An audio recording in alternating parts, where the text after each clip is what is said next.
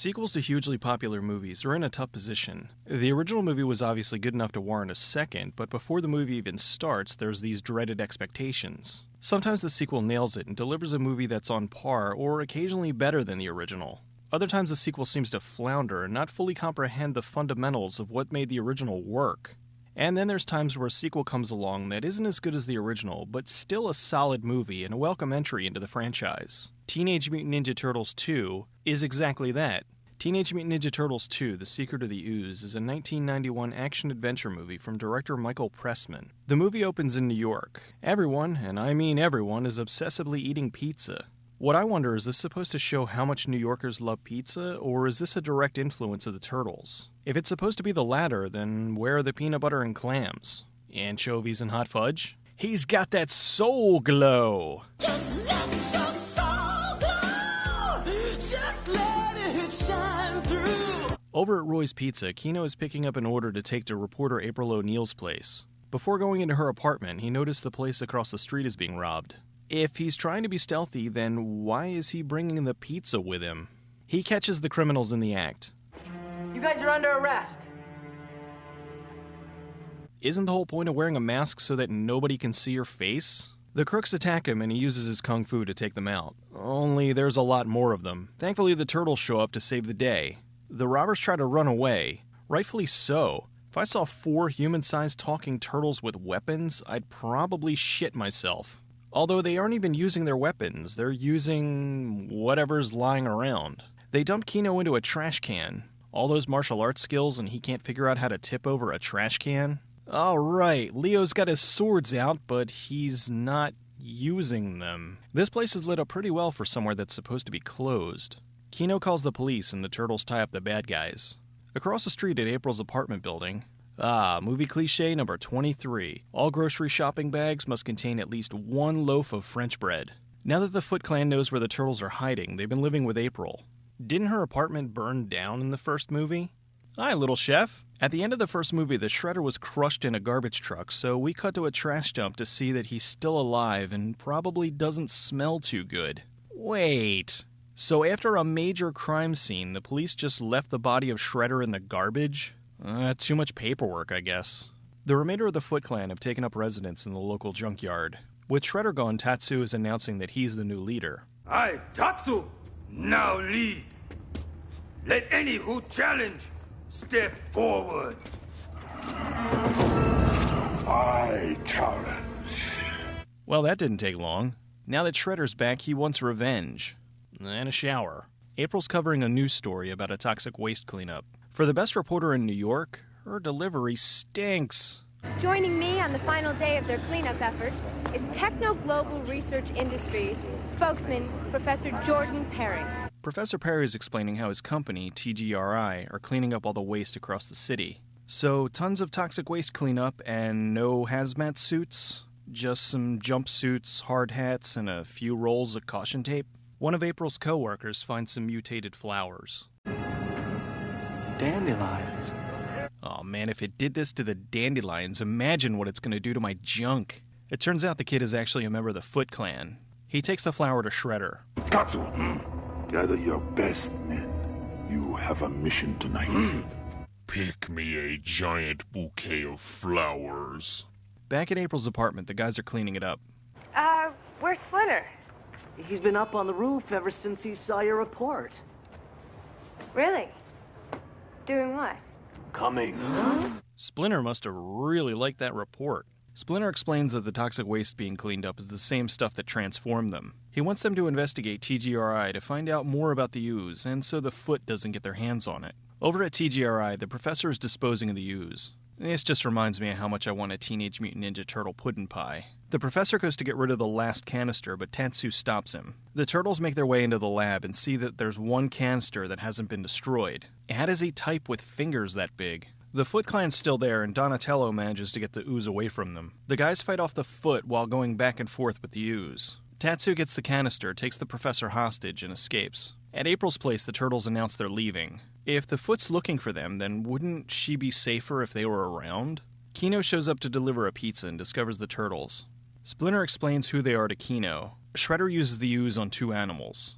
He's got an entire canister of Ooze. Why not build an army? The turtles head into the sewer looking for a new place to stay. They find an abandoned subway station, and as luck, coincidence, plot convenience would have it, the power works. In the newsroom, April gets a phone call. He sounds pretty insistent. Says his name's Donnie. Listen, you can tell Donna that she's busy with her news manager right now and that she can't. Donnie? Shredder has Tatsu release the creatures. Alright, Bebop and Rocksteady, Toka and Razor? Their creatures are strong, but mentally they're infants. Raphael convinces Kino to try to infiltrate the Foot and find their headquarters. If this is supposed to be a fight to prove they're strong enough to join the Foot, then why are they wearing sparring gear? They bring Kino back to the junkyard, but he gets caught with Raphael. Kino escapes to go tell the rest of the guys. Run home, Kino. Run as fast as you can.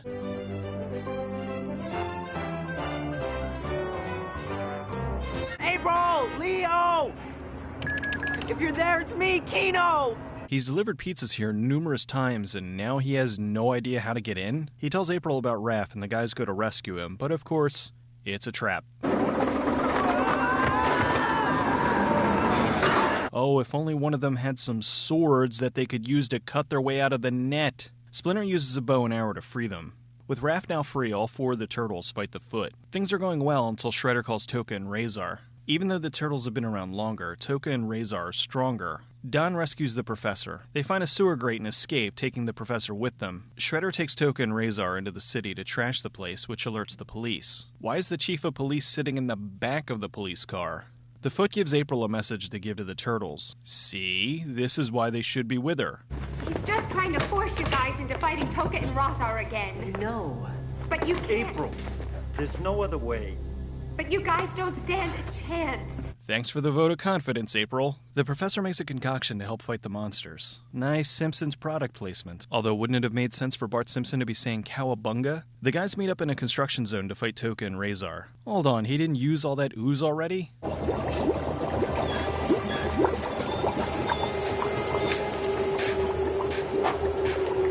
They give the monsters donuts filled with the anti-mutagen, and then they get into a big brawl. The fight extends into a club where we see Vanilla Ice. This just upgraded to awesome.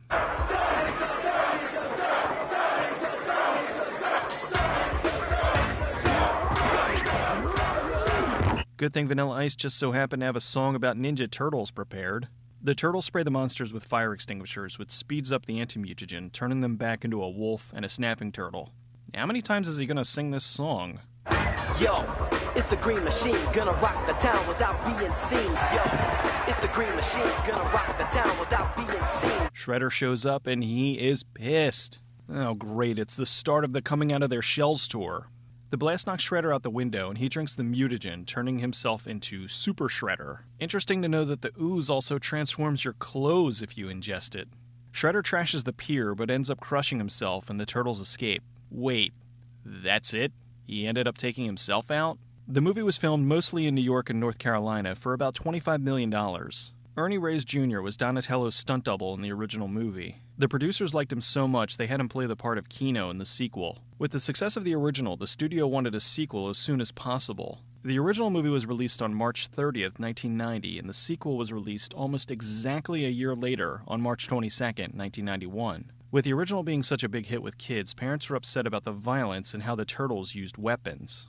I guess the title wasn't obvious enough for them. Anyway, with the sequel, the turtles almost never used their weapons to appease the parent groups. Surprisingly, it worked. Although you have to question the stupidity of this. In the movie, the turtles use things like yo-yos and pepperoni sticks. What do you think an 8-year-old will have easier access to? Katanas or household items? The movie was also not as dark in tone as the original. Still not as dark as the comics, but definitely aimed more for kids. They even refined the turtles' appearance to make them less scary, although they were never scarier than this. The turtles were riding their wave of popularity, and it showed with all the movie tie-in toys and snacks like the wonderful Teenage Mutant Ninja Turtle pies. The legendary puppet master Jim Henson died on May 16, 1990, and the movie was dedicated to him. The building used as an entrance for April's apartment was actually the location of Jim Henson's creature shop. The turtles were created in Jim Henson's creature shop, and he stated that they were the most advanced things he had ever worked with. It's amazing how much expression they were able to get, not to mention having suits flexible enough to do all these stunts.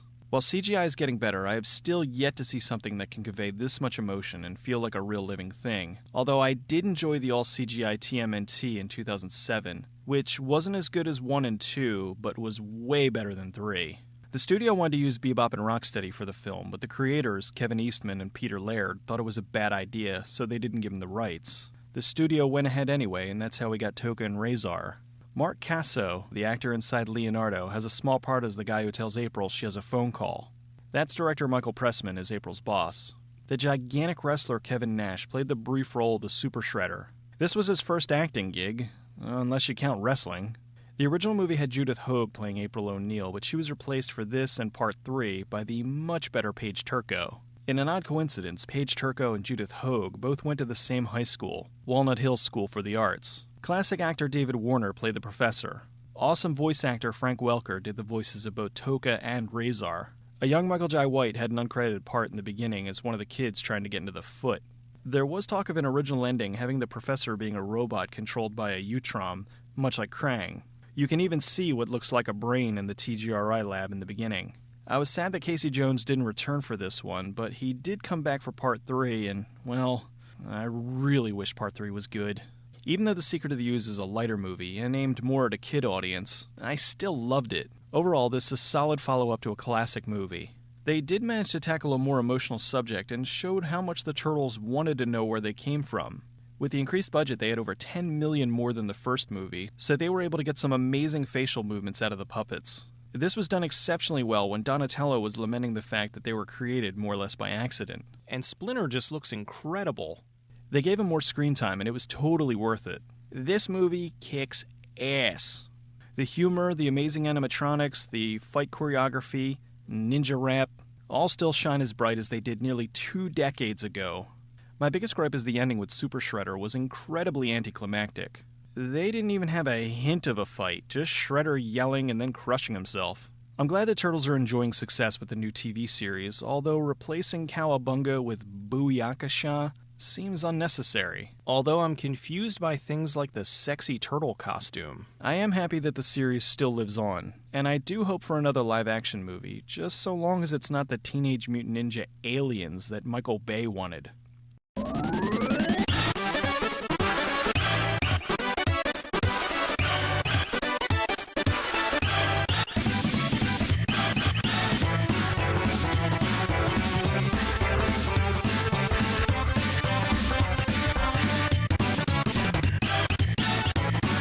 Go, Ninja, go, Ninja, go! I made another funny! Some animals are knocking down the telephone poles. What do we do if they come over here? Let them get their own cab. April's doing a news report and meets the Turtles' biggest fan. I like turtles.